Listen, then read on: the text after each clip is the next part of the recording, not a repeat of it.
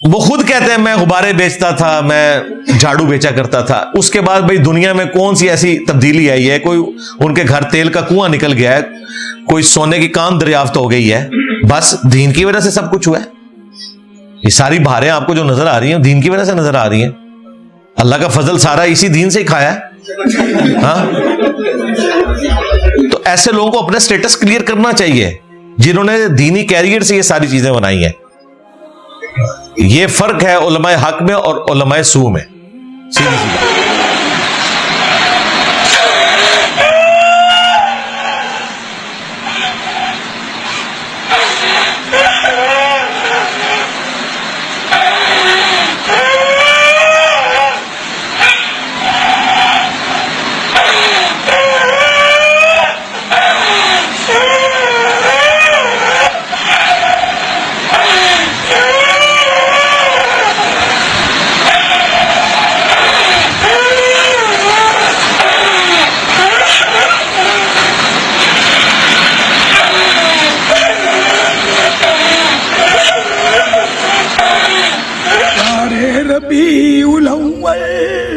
تیری جھلک کے صدقے، تیری جھلک کے صدقے.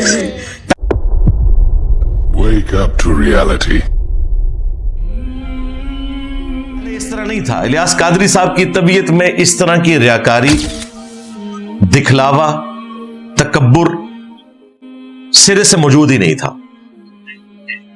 جس الیاس قادری کو میں جانتا ہوں، میری 1999 میں ان سے ان کے گھر پر ملاقات بھی ہوئی تھی کراچی میں. اس وقت نیا نیا وہ ڈی ٹریک ہونا شروع ہوئے تھے. یہ منظر تو میں نے اپنی آنکھوں سے دیکھا کہ وہ ان کی جو مرکزی مسجد ہے کراچی کے اندر، مدرسۃ المدینہ اور +7 مسجد، اس میں سینکڑوں لوگوں کی موجودگی میں وہ غالباً لکاٹ یا خرمانی کھا رہے تھے. تو اس کی گٹھلی نکلتی تھی تو وہ یوں کر کے نا عوام میں پھینکتے تھے، اور عوام اس کو اس طرح کیچ کرنے کے لیے تبرک کے طور پر آگے آتی تھی جیسے کتے کسی ہڈی کے اوپر پڑتے ہیں اور آپس میں چھینا جھپٹی والا معاملہ کرتے ہیں. ان کے بال تبرکن تقسیم کرنے کی ویڈیوز تو آپ لوگ دیکھ چکے ہیں. ہمارے جو مفتی حنیف قریشی صاحب ہیں حافظہ اللہ تعالی، جو خود ان کے فرقے سے تعلق رکھتے ہیں، انہوں نے ان کے کافی سارے معاملات کھول کر بیان کیے ہیں. وہ آپ ویڈیوز ان کے چینل کے اوپر دیکھ سکتے ہیں. ہم نے تو خیر یہ لائیو منظر دیکھا ہوا ہے. اس وقت وہ نیا نیا اس راستے سے ہٹنا شروع ہوئے تھے. اس سے پہلے تک ان کی حالت یہ تھی کہ اگر کوئی شخص غلطی سے بھی کسی اجتماع میں، کسی پروگرام کے اندر الیاس قادری زندہ باد کا نعرہ لگا دے نا اور ان کے کانوں تک پہنچ جائے تو وہ سپیکر میں کہتے تھے الیاس قادری مرد آباد. یہ میں نے خود سنا ہوا ہے اور اس کی کئی ایک ریکارڈنگز موجود ہیں پرانی، جب آڈیو ریکارڈنگ ہوتی تھی. یہی وہ چیزیں تھیں جن کی وجہ سے جو بریلوی مکتب کی عوام الناس تھی وہ ان سے امپریس تھی، اور جو ایک روایتی پیری مریدی سسٹم تھا اس کو چھوڑ کر الیاس قادری صاحب کے ساتھ لوگ اٹیچ ہوئے. کوئی شک نہیں ہے، ہزاروں نہیں لاکھوں نوجوانوں نے نماز شروع کر دی، داڑیاں رکھ لیں، پگڑیاں رکھ لیں. ایک بہت بڑی ریولوشن بریلوی مکتب کے اندر، جہاں پہ صرف نسبت کے اگینسٹ جنت کی گارنٹی ہوتی ہے. الیاس قادری صاحب کا اس مکتب میں آواز حق کو بلند کرنا یہ بہت بڑی نعمت تھا، اس میں کوئی شک نہیں ہے. ابھی بھی میں ان کو باقی جو روایتی ایک پیری فقیری کی لائن ہے ان سے کافی بہتر سمجھتا ہوں. اس وقت تو ان کا قد کاٹ اتنا بڑا نہیں تھا، لیکن اس وقت ان کے مقابلے پر کوئی نہیں ہے. اس وقت علماء کی اکثریت ان سے نفرت کرتی تھی، کسی ریزن کی بنیاد کے اوپر نہیں، جیلسی فیکٹر کی وجہ سے کہ نوجوان اٹیچ ہو رہے ہیں. حالانکہ وہ انہی کی مساجد میں نماز پڑھتے تھے، لیکن وہ جیلسی فیکٹر تھا. درس بند کروا دینا، الیاس قادری صاحب کے بارے میں یہ جملے بولنا کہ یہ کسی مدرسے کا نہیں پڑھا ہوا. وہ تو یقیناً وہ تو پرائمری بھی نہیں انہوں نے کی ہوئی ہے. मैट्रिक तो दूर की बात है, वो खुद बताते हैं, उनके आप तारुफ के ऊपर वीडियोस मौजूद हैं, और मदरसे से भी इल्म हासिल नहीं किया। उस वक्त जब फैजान सुन्नत के बारे लिखा जाता था ना अमीर अहले सुन्नत, तो वो उलमा जो उनका मजाक उड़ाते थे ना, आज वो उलमा लाइन में लगे होते हैं कि किसी तरीके से बापा जानी से मुलाकात हो जाए। क्यों? उनका कद काट इतना बड़ा हो गया, और सबसे बढ़कर उनके अरबों के चंदे हैं, वो जिसे चाहे जीरो कर दें, क्योंकि दुनिया में सबसे बड़ी ताकत जो है वो माल है, सीधी सी बात है, दुनियावी इसबाब के एतबार से, इसमें कोई दूसरी राय नहीं है। तो अब सब के सब उलमा का डंग निकल गया, अब सब के सब उनको अमीर अहले सुन्नत कहते हैं। हम एक मासूमाना सवाल करेंगे कि तुम्हारा अमीर अहले सुन्नत वो है जो प्राइमरी पास भी नहीं है, मैट्रिक तो दूर की बात, चलो प्राइमरी में से उठा लिया गया तो किसी मदरसे में दाखिल होता, वो खुद कहते हैं मैं किसी मदरसे का मैंने मुंह भी नहीं देखा।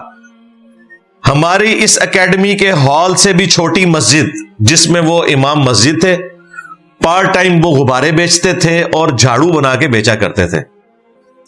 ये उनका स्टार्ट का मामला था, टिल 1981 में जब उन्होंने दावत इस्लामी बनाई, और फिर आहिस्ता आहिस्ता मामलात आगे चलना शुरू हुए।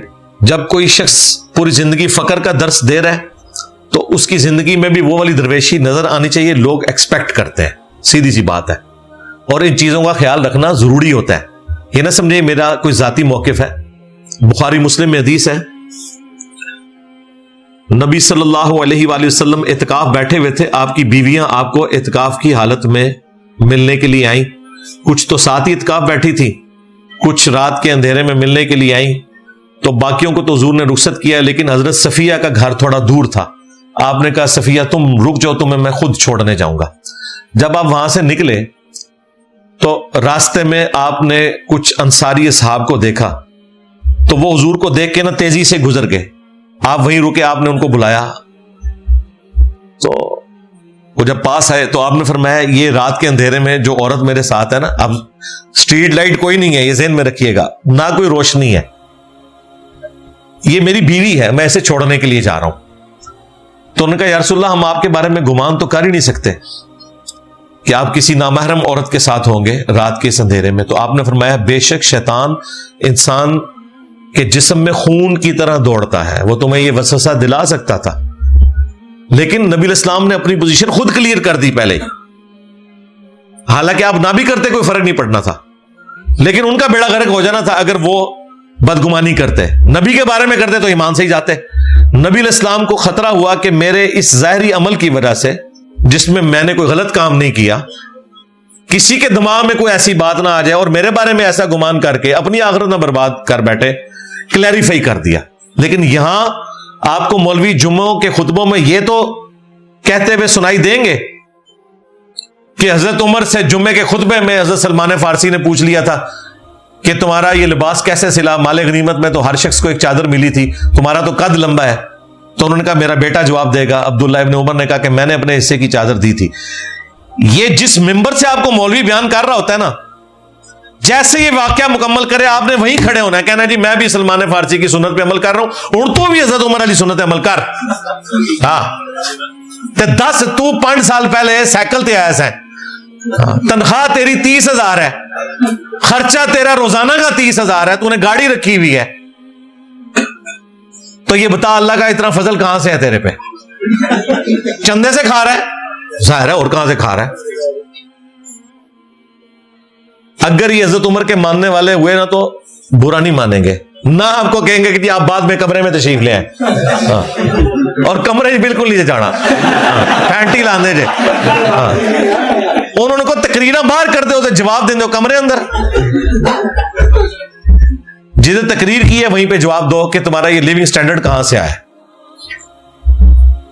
तो वाकई जब हम ऐसे लोगों से दरवेशी की बातें सुने, अब हमारे बापा जानी एक्स मुर्शिद देखे ना, वो सबस तकिए, मैंने पगड़ी तो रख ली है, मुझे उस दिन एक भाई कह रहे थे 2 तकिए भी रख लो तो झंडे भी चुक लो, तो वो खुद कहते हैं मैं गुब्बारे बेचता था, मैं झाड़ू बेचा करता था। उसके बाद भाई दुनिया में कौन सी ऐसी तब्दीली आई है, कोई उनके घर तेल का कुआं निकल गया है, कोई सोने की कान दरियाफ्त हो गई है, बस दीन की वजह से सब कुछ हुआ है। یہ ساری بہاریں آپ کو جو نظر آ رہی ہیں دین کی وجہ سے نظر آ رہی ہیں. اللہ کا فضل سارا اسی دین سے ہی کھایا ہے. ہاں تو ایسے لوگوں کو اپنا سٹیٹس کلیئر کرنا چاہیے جنہوں نے دینی کیریئر سے یہ ساری چیزیں بنائی ہیں. یہ فرق ہے علماء حق میں اور علماء سو میں. سیدھی سی بات ہے. یہ بات کرنا بڑا آسان ہے لیکن پریکٹیکلی جب آپ کو جسٹیفائی کرنا پڑ جائے تو منہ سے جھاگ چھوٹنی شروع ہو جاتی ہے. اور ساتھ بیٹھے ہوئے جو مریدین ہیں نا, سب سے پہلے وہ میدان عمل میں اتر آتے ہیں کہ آپ کو جی مفتی صاحب سے بات کرنے کی تمیز ہی نہیں ہے, آپ کو حضرت صاحب سے بات کرنے کی تمیز نہیں ہے. یہ ایک جملہ انہوں نے رٹا ہوا ہے, جس وقت چاہتے ہیں یہ پھینک دیتے ہیں تاکہ ماتی ماری جائے. خدا جس نے کی جستجو مل گیا اس کا تو سب کا تو